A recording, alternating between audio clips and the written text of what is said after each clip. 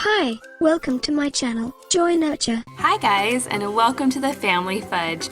Now I know you can probably tell that I love packing lunches, and I have packed so many over the years. Toddler lunches, husband lunches, mom lunches, and of course, school lunches.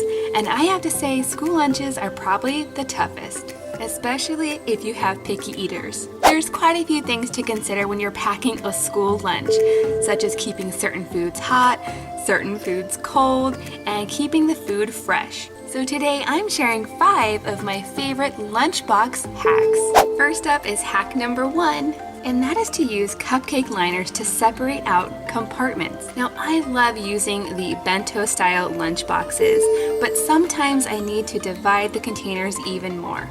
So I like to use silicone muffin cups to do just that. These come in all different shapes and sizes and colors. These work really well for separating the food. It makes it really fun and colorful, and it actually makes cleanup a lot easier.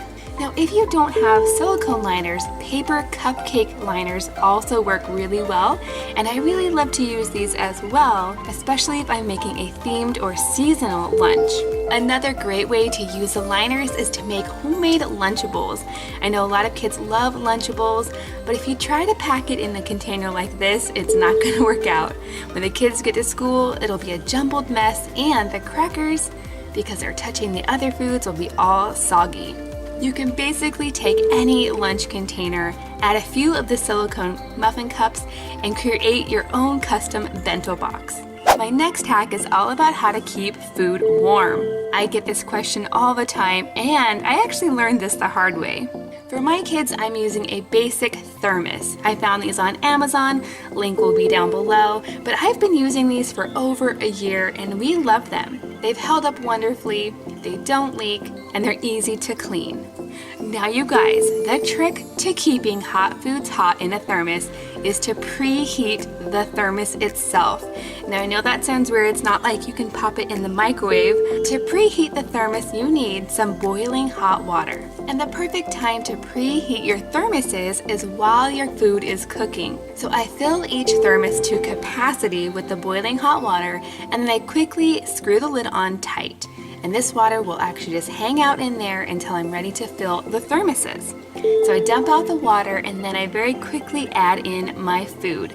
Today I'm adding mac and cheese, one of my kids' favorite hot foods for lunch. And when I put it in the thermos, I like to add a little bit extra liquid. And I really feel like that's a good way to keep hot foods hot in a thermos, is to make sure it's a food with a sauce. Something like meatballs, soup, noodles. Those foods will actually stay hot longer in your thermos versus things like chicken nuggets and grilled cheese and things that are really dry. So when I'm ready to add the food, I'm gonna go ahead and quickly dump the hot water out, and then as quick as I can, get that hot food in there.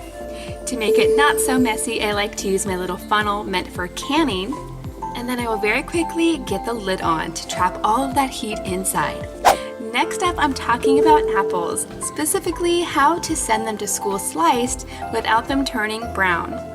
Now you've probably heard of the lemon juice trick, but for some kids, sprinkling lemon juice on an apple makes it so sour they don't want to eat it. So I'm going to take my apple and then I'm going to use my apple core to remove the core. Now while I'm doing this, I actually keep a little container with lemon juice and water right next to my workstation.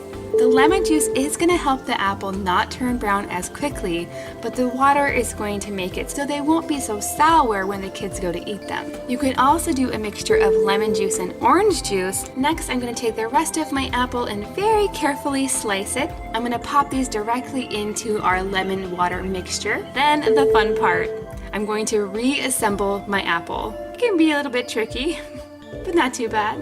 Next, I'm going to take the apple core and stick it right back into the apple. It's actually going to help keep the apple together.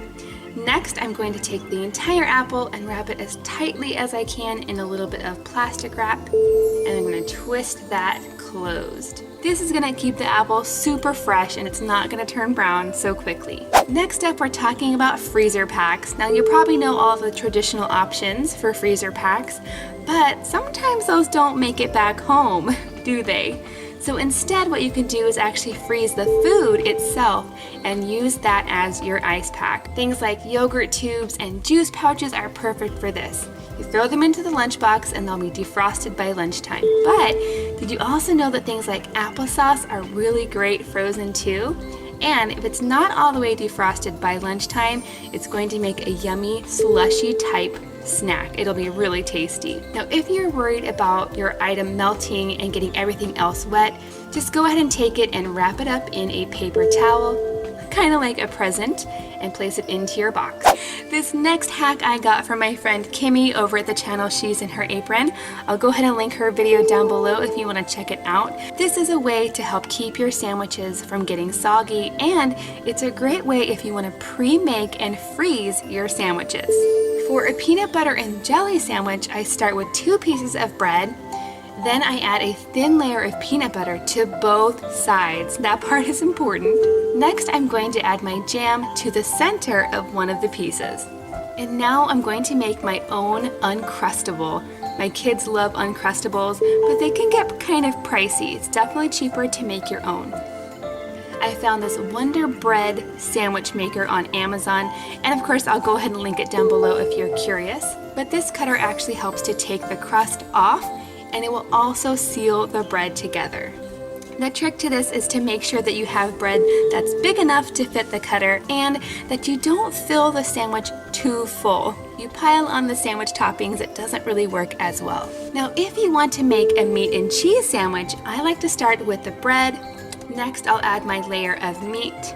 Then I add my condiments. So mayonnaise, mustard will go in the center. It's not going to touch the bread directly, and that's going to keep it from getting all soggy. So a little bit of mayo, a little bit of mustard right to the center. I'm going to top that with cheese and then one more piece of turkey and close up the sandwich. I'm going to go ahead and use my sandwich sealer just like I did with the peanut butter and jelly. It's such a time saver to make up a bunch of these and get them in the freezer. These sandwiches will be perfectly defrosted by lunchtime, and my kids are big fans.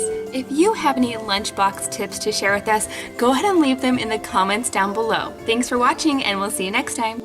Thank you for watching. For more videos, don't forget to like, share, and subscribe my channel.